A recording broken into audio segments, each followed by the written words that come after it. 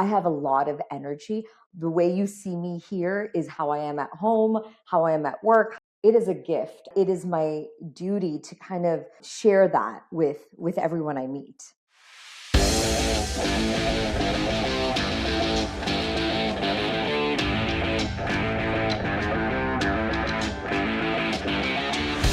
All right, everyone.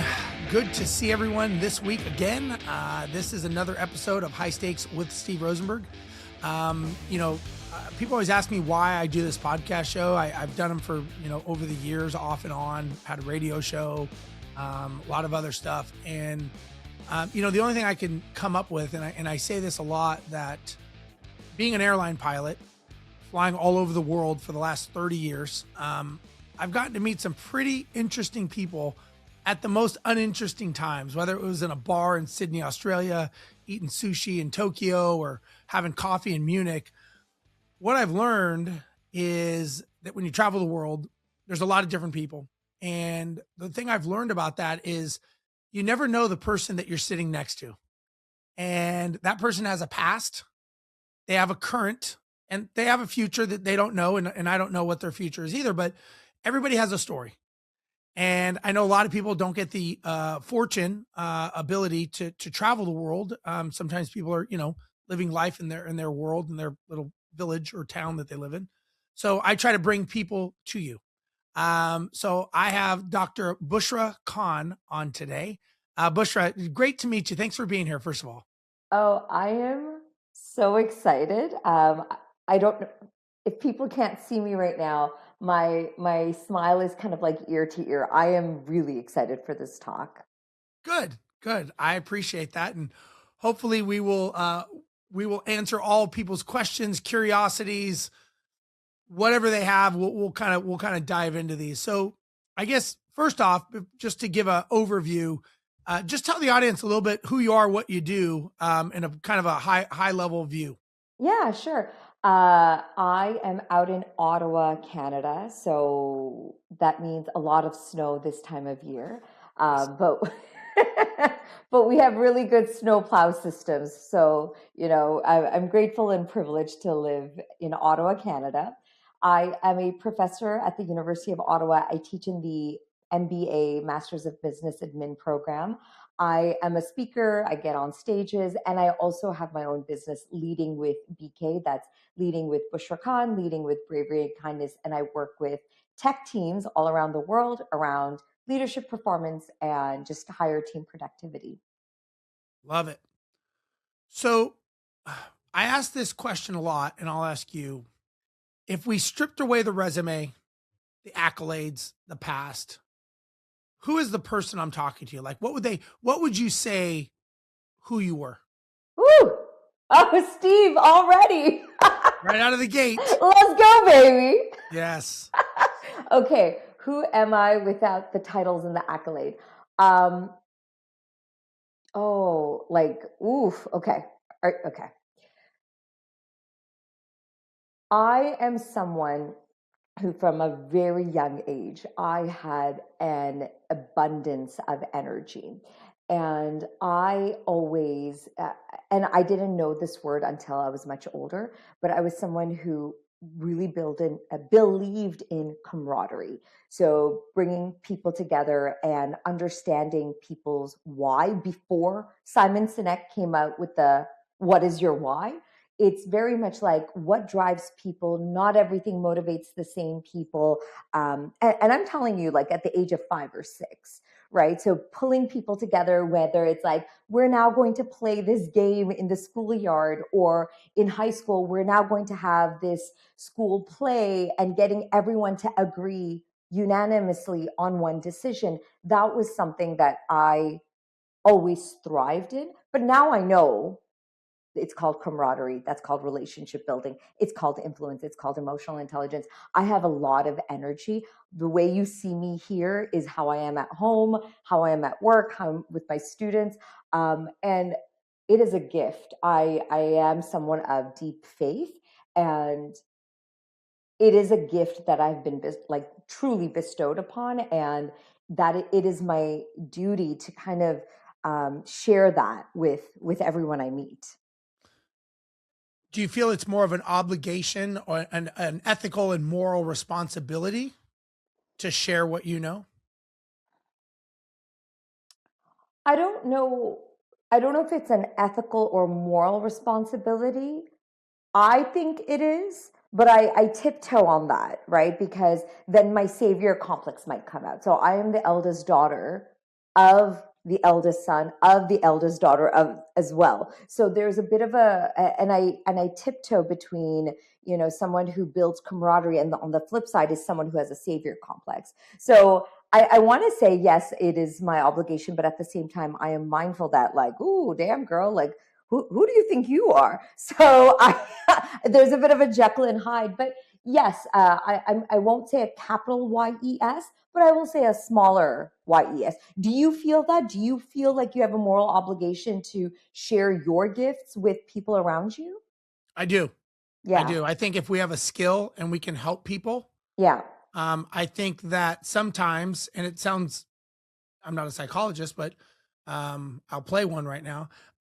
It sounds like sometimes people are seeking permission to Mm. be the person, not to be the person they want to be, but seeking permission to be the person they know they really are. And it sounds like Mm. you already know who you are. And you're kind of like, yes, I am. No, I'm not. I don't want to be seen this way. But if I just gave you a permission slip to say, look, just be who you are, just Yeah. let it, Yeah. who would that person be? So I am very like, and my mama and my daddy who are going to listen to this episode, they will 100% be laughing right now because 100% since a young age, I knew who I was and I'm very comfortable. Uh, I am also mindful of being my true authentic self. And it's almost like here's a door and everyone is welcome. Everyone is welcome here, but you have to want to come to me. So it's less Sure. about, and I don't think that's what you're saying, Steve, right? It's No, like, but I know I'm cognizant that I have done that before. I am cognizant, be like, hey, let's all go on the Bushra Khan show, right? And people are like, well, I didn't ask for that. So it's less about I'm seeking permission, but like, hey, we're here. Everyone is welcome. Please join in. so let me ask you this. So the person I'm talking to right now, Yeah. obviously you've had a lot of wins, right, in life. And I'm guessing you've had some challenges. Is there anything that you were quietly, internally challenged and dealing with that no one knew, that you didn't talk about, that you had to overcome and figure out? I think we all have that. I'm just Yeah. curious if you have. Um, I tell my students, I have two boys. I tell my kids, I tell everyone now, when I was an undergrad, that was the hardest thing I have ever done. It was harder than doing my doctorate. It was harder than raising two kids. It's harder than having your own business. My undergraduate degree was the hardest thing I had ever done. And some people knew about it, but there's a lot of shame associated with it. They're like, what do you mean? Like, undergrad is so easy. Like, so many people do it.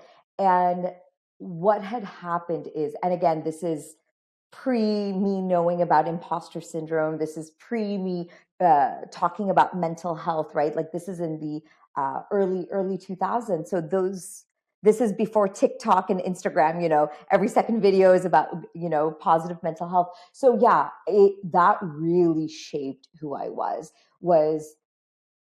because I had a few people, a few mentors, and a few friends seeing that I was struggling. And it's not because I was overtly telling people, they had lifted me up while they were climbing. So that really shaped who I am as a person, as a parent, as a business owner, as a professor. But that was a really like probably the worst 4 or 5 years of my life. During that time frame of being an undergrad and going through these, again, we tend to, I think as humans, we tend to suffer in silence, right? Was there a moment that, like, not oh, I'm not really sure, but was there a moment that you were ready to quit and call it, but you didn't? Well, I got kicked out twice Okay. from university, at the same university that I'm teaching at, by the way. Interesting. Remember me? I'm like, hi. I remember my backside as you pushed me out the door. So it was at the University of Ottawa. I was on academic probation twice, and which means you get kicked out of your program.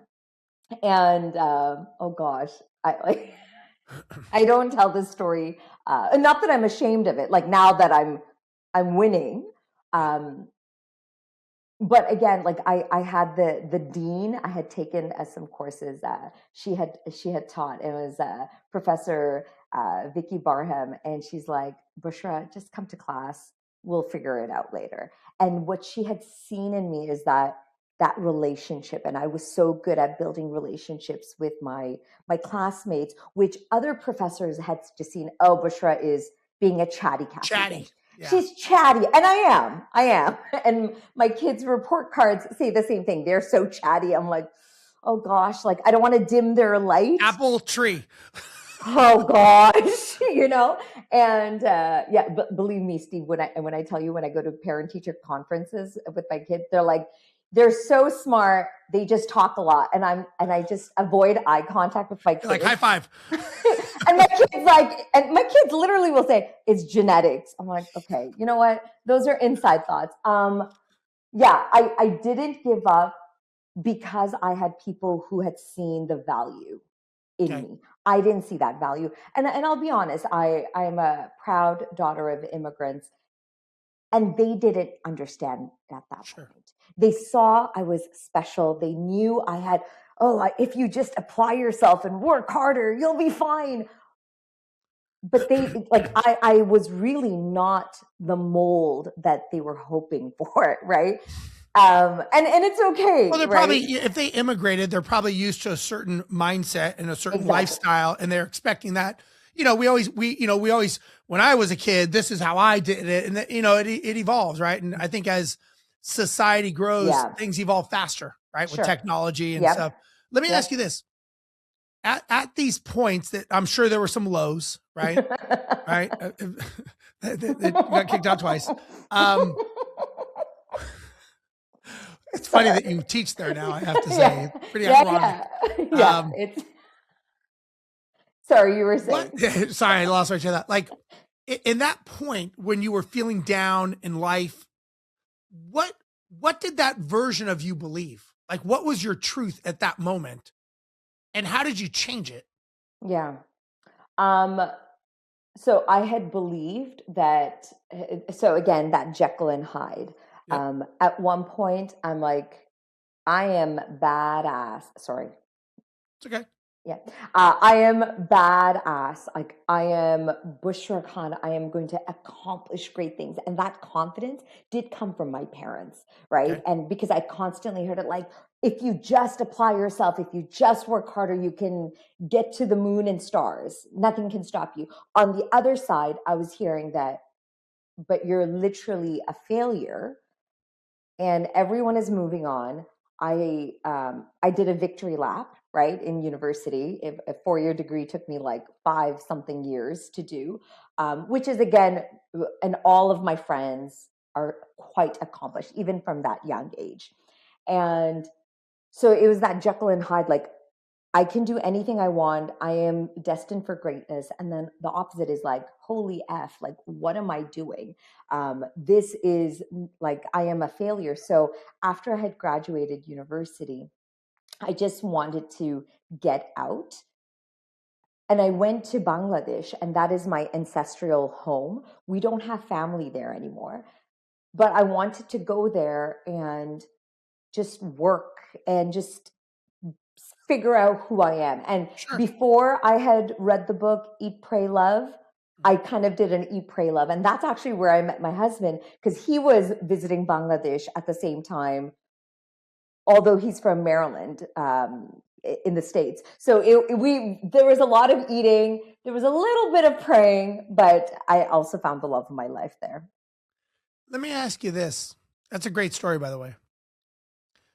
The version of you, let's say when you went to Bangladesh, and this is, I'm very intrigued by this. I think a lot of times when we want to get better and we want to find ourselves, we talk a lot about what I have to do next. Like, I've got to eat better. I've got to be more disciplined in going to church. I've got to be nicer. I've got to do all these things. But we never talk about what we have to do less of. Like, what do I have to let go of to be successful? And I believe that being successful, sometimes it's saying no to things or letting go of certain beliefs or habits or patterns. Is there anything that you had to let go of in order to level up to the next level? And did you find that in Bangladesh that maybe what you were doing was enough, maybe it was less? So what I had to let go of is this idea that what other people had done in my circle of friends, I was not going down that path. I really thought so. I graduated, I was in biopharmaceutical, and then I switched over to economics, like night and day, like Wow. this, and because I got kicked out. So You didn't have a choice, but okay. I didn't really have a choice. Sorry. Changed team sweaters. Now I'm here. So the natural progression would have been to do a master in economics, and I had applied and I kept getting rejected. And so what that trip had done is that what it reaffirmed me was that I had kind of moved away physically, geographically. I had moved away from other people who loved me deeply, who wanted the best for me, and no one was wishing me harm. I had to figure it out myself. And when I figured out my why, it was like there was no stopping me. I had gone to doing my master's, got married, did my doctorate, found a business, and I am always reaffirmed by my why. But Steve, I would kind of love to hear from you. What did you let go of or do more of to be the badass that you are today? And of course, I did a Google dive on you, obviously. I had to let go of some relationships of people. Because I realized that some people were not, not everyone wants to see you succeed. And not everybody wants, they don't want what you want, right? Just because if I start a business, right, I want this, but that's not their dream. And some of these people, worked for me, worked with me. Listen, sometimes we are related to people that don't really want to see us succeed. Yeah. And that's okay, right? That's okay. That's not, and I just had to let it, right? I don't know if you ever heard the term, just let it go.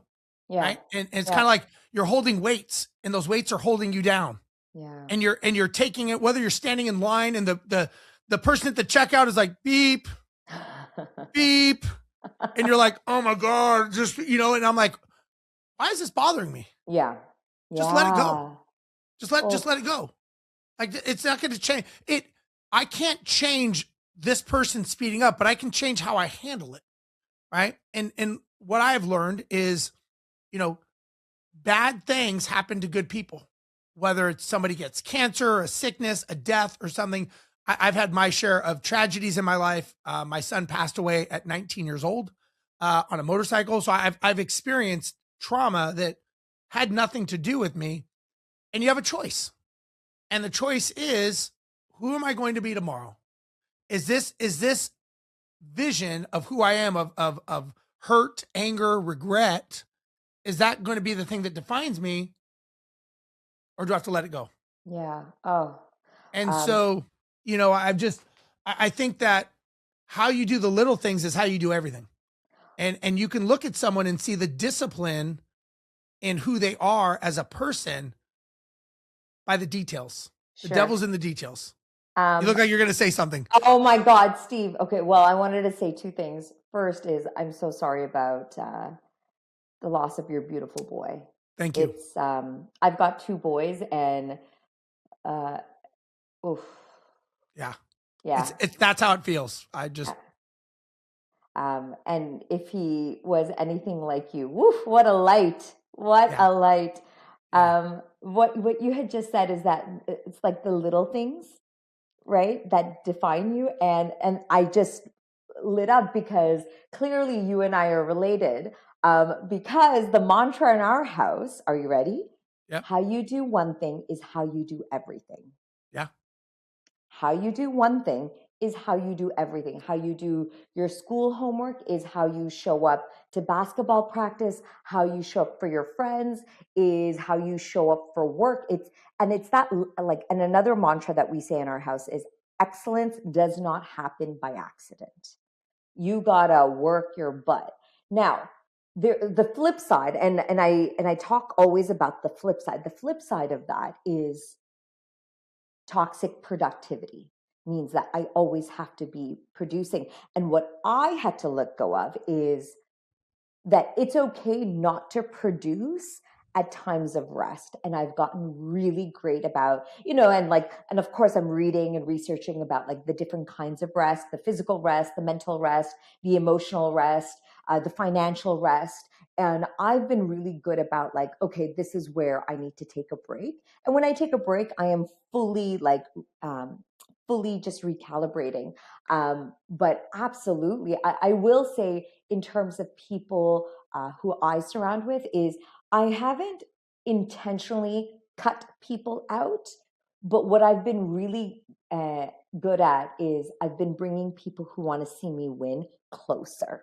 Sure. So when now I'm bringing people in closer, the people who and I don't think I'm Cardi B, that I've got haters out there. I don't think I have haters, by no means, but I do believe there are people who want to see me win more than others. So people who want to see me win, I am just naturally pulling them in closer, and the people who don't really care for me here nor there, they're just naturally getting pushed back a little bit. But that's not I'm pushing you out because you don't love me or you don't want to see me win. It's more bringing in the people closer. And let me tell you, Steve, I am living the life that I have prayed for, that I have worked hard for. Like the life that I live today is like go, go, go, go, but it is the life I have wanted. And I am so privileged. So let me ask you this. I am a firm believer that our lives are like books, and books are made of chapters. Chapters begin and chapters end. Our 20s were chapters. College years for you, 5 years was a chapter. Everything's a chapter. And sometimes I think we all have friends that we grew up with that still live in the high school chapter, and they still are those people or whatever. But chapters definitely end. And based on that, what the chapter of your life that you're in right now, what do you get up and fight for every day? Like, what's your reason? What's your why?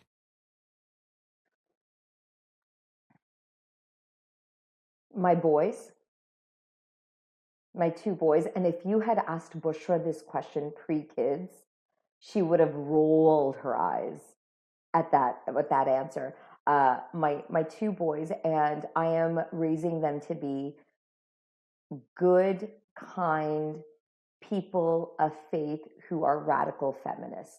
That is what really drives me, is that you will be someone who supports others regardless of gender, age, race, privilege, does not matter. You are, and both of our kids' names are rooted in service.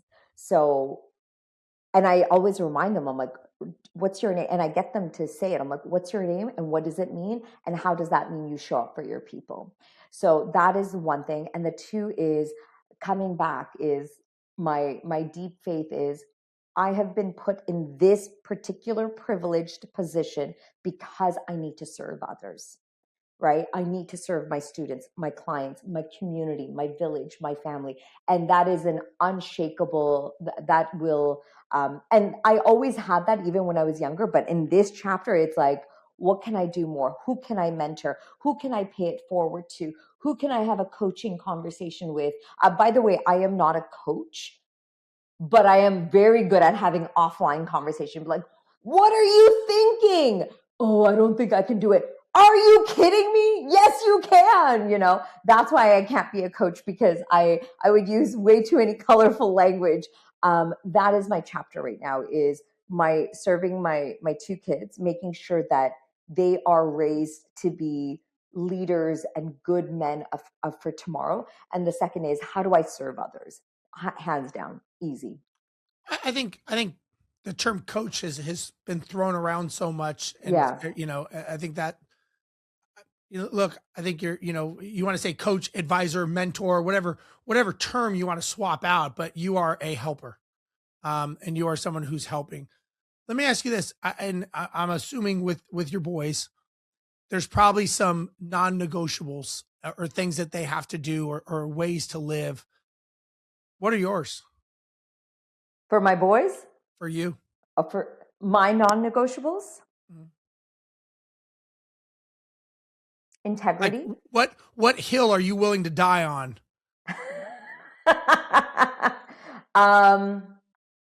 Being And don't good. give me the book answer. Don't give me give me the standard intellectual. I want to hear you. Yeah, me, Bushra. Yeah, Yep. no textbook.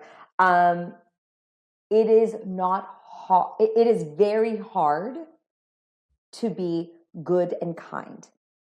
That saying, like, it takes the same energy to smile than it is to frown, or, if you make a bad choice, you can also make a good choice. No, it is hard to be good. It is hard to constantly think about others. It is hard, but do it. But do it anyway. Be good anyway. This whole notion of good guys win last, or people who are honest and ethical, they win last, or they come in last. I think that's a bunch of hooey. Good people will always come first, because there's whether you believe in karma or destiny, or heaven or hell, whatever you believe in, right? Or just the concept of being good for the sake of being good. But that's one point. But the flip side is, it is hard to consciously, constantly being ethical, having strong integrity, having strong values. And where do you have it? For me, I actually have it, and I'll show it. I have it written down on a Post-it note. It reminds me every day.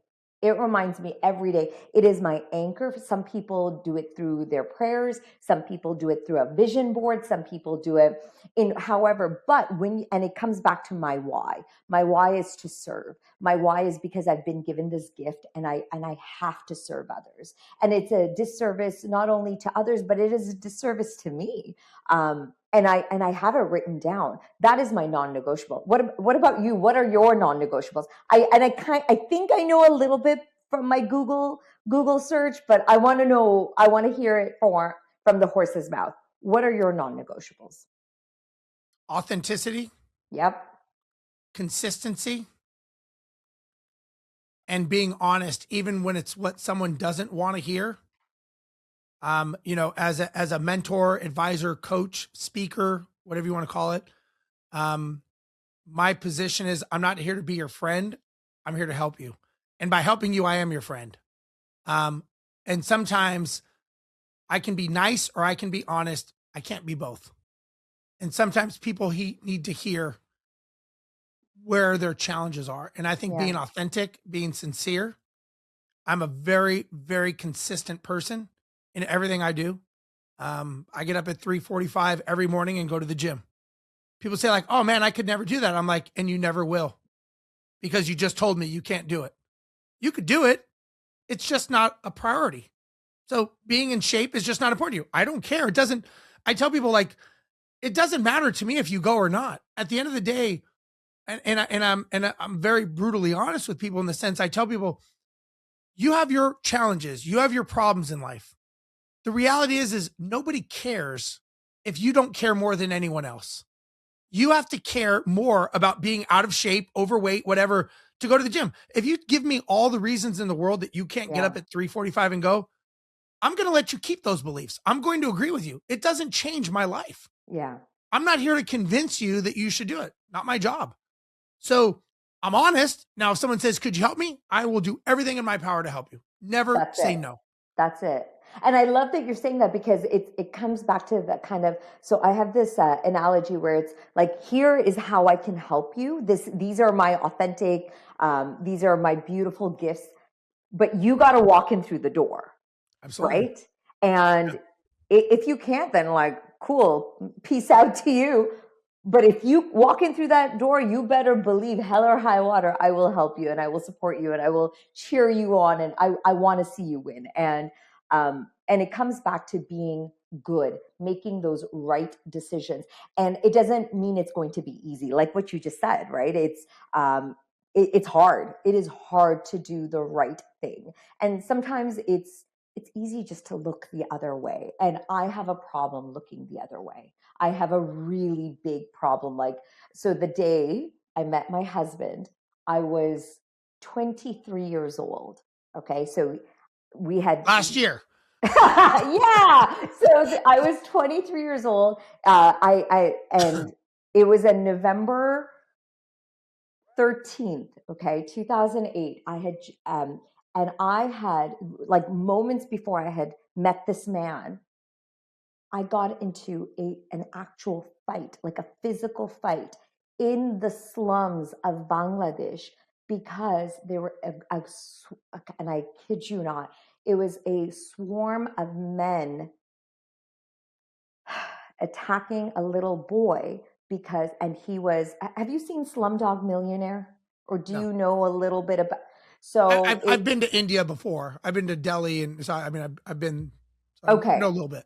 So it's the kind of the drug cartel where they keep the children addicted to pickpocket, to steal money, so they can get their next hit. Sure. Right. So this is what had happened. There's this little boy. He had pickpocketed a cell phone. He was going to sell it to get cash to give to his Don. Okay. Now there's this swarm of, and high school, I think they were high school boys, right? And they themselves, what kind of money do they have? They're probably freaking out like, oh my God, my cell phone got pickpocketed. I'm going to get my butt kicked when I go home.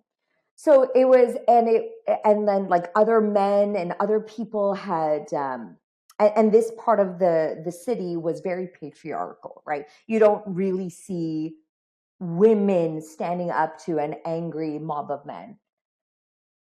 Fast forward a few hours later, so the girl from Ontario, Canada comes in, with her savior complex. Okay. Yes. Because I cannot look away. I will not look away. Was that the smartest decision? Heck no. Was that the right decision?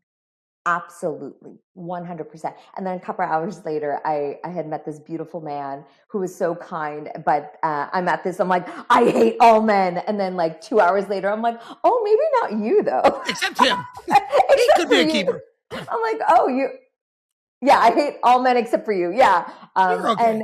But that's it. Like, doing the right thing is, especially given everything that's going on in the world right now, it's so hard to look away. But here I'm going to say the flip side. Ready, Steve?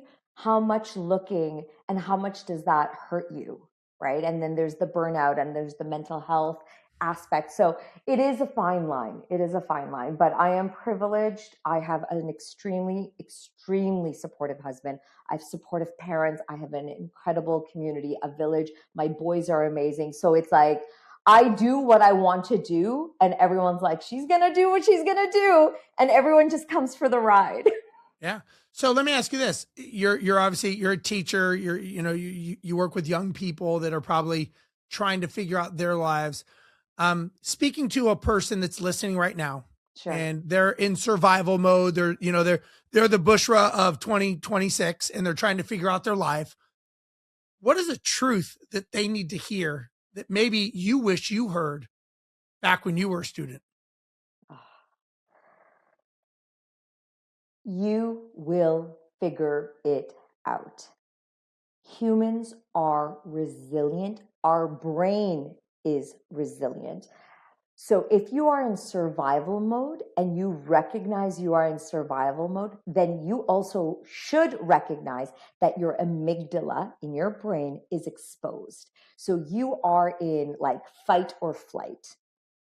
So what you need to do first is protect that amygdala. And how you protect your amygdala is when you go around looking at life, and I know it's going to sound a little bit a bunch of hooey, but stay with me. I'm giving people homework. All right, folks, here's some homework for you. If you go around looking at life for evidence that life sucks, you better believe life is going to show you that evidence. On the flip side, if you go around life looking for evidence that I am okay, life is beautiful, or I am resilient, or I will be successful, life will give you evidence.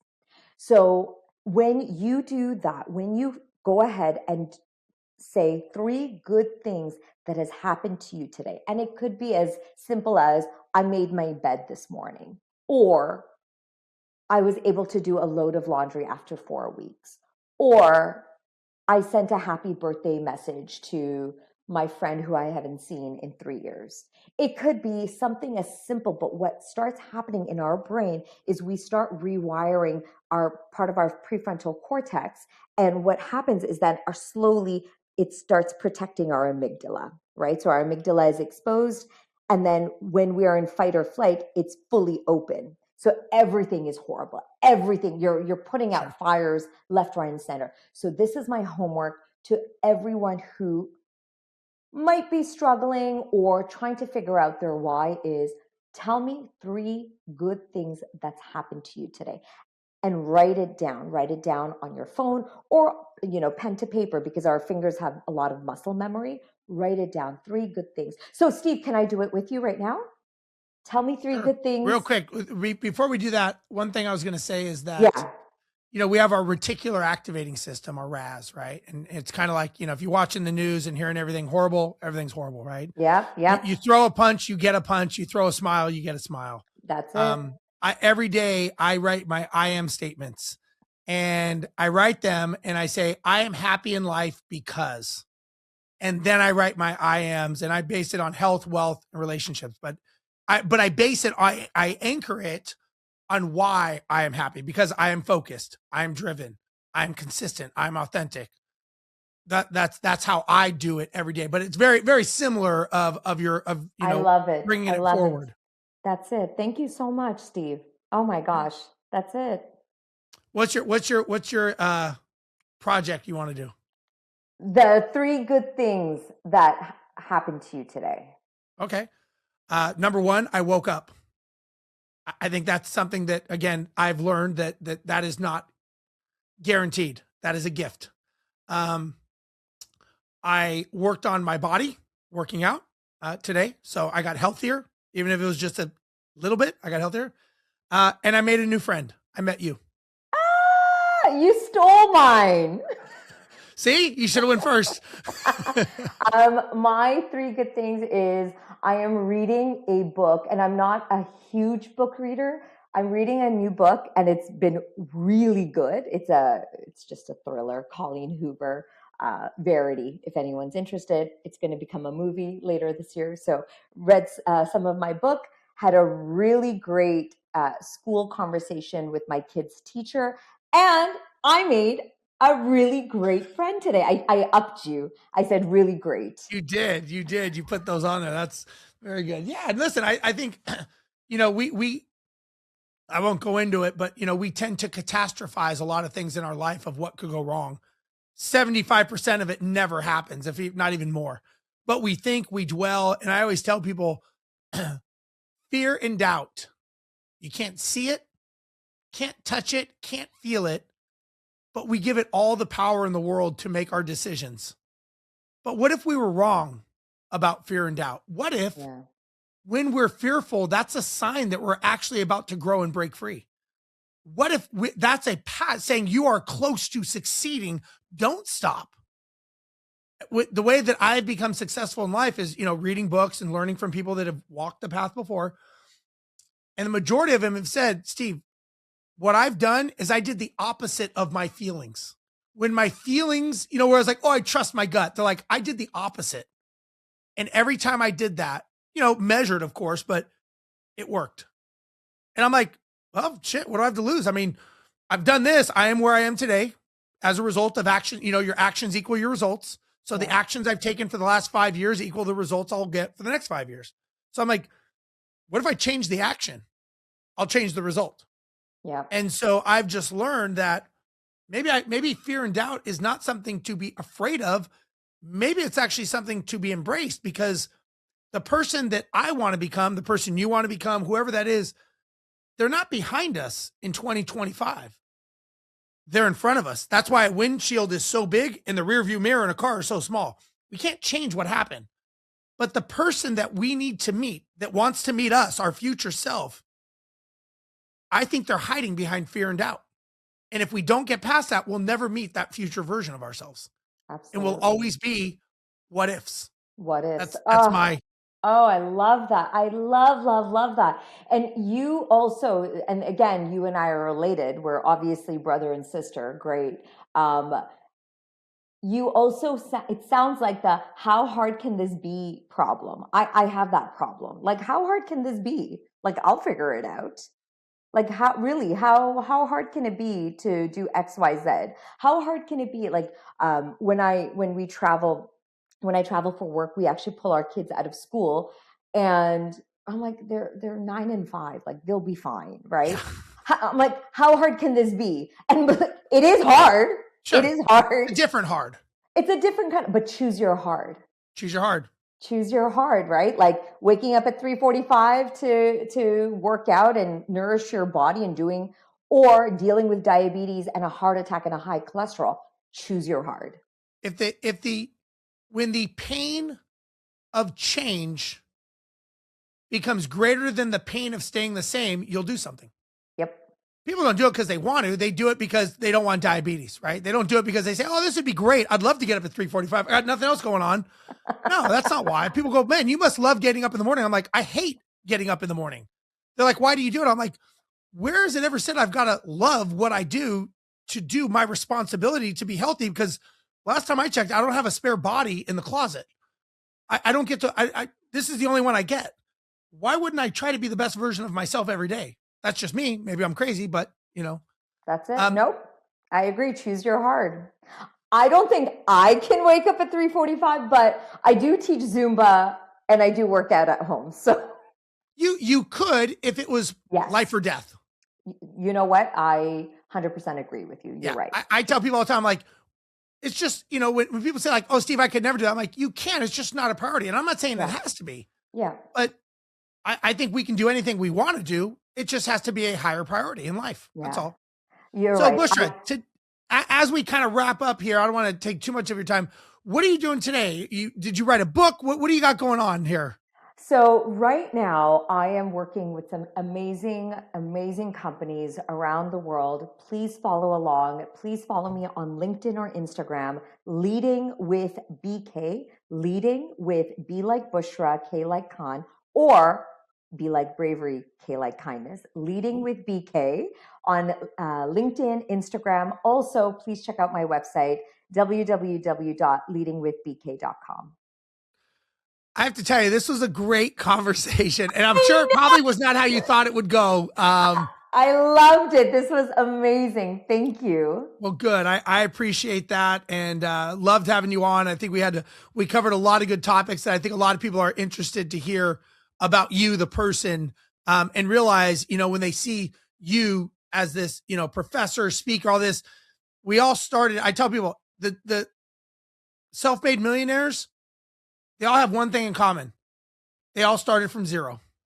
It's the decisions that they made along the way that got them to where they are. You and I are who we are today. We all, listen, when you are born, you start with zero. Decisions that are made from that point forward define who we are today. Good decisions, bad decisions, no decisions. They're still decisions. Amen to that, yeah. Bushra, thank you so much for coming on today. I really appreciate it. I had a great time with you. Thank you. What a great way to start my afternoon. Thank you so much. I love it. All right. Well, folks, thanks for another episode of High Stakes with Steve Rozenberg. I'm sure we could have gone on all day. talking, and you never know, maybe you'll see me on one of her webinars or podcasts or something as well. But until then, thank you so much from Bushra and myself for watching another episode of High Stakes with Steve Rozenberg, and we'll catch you guys next time. Bye-bye.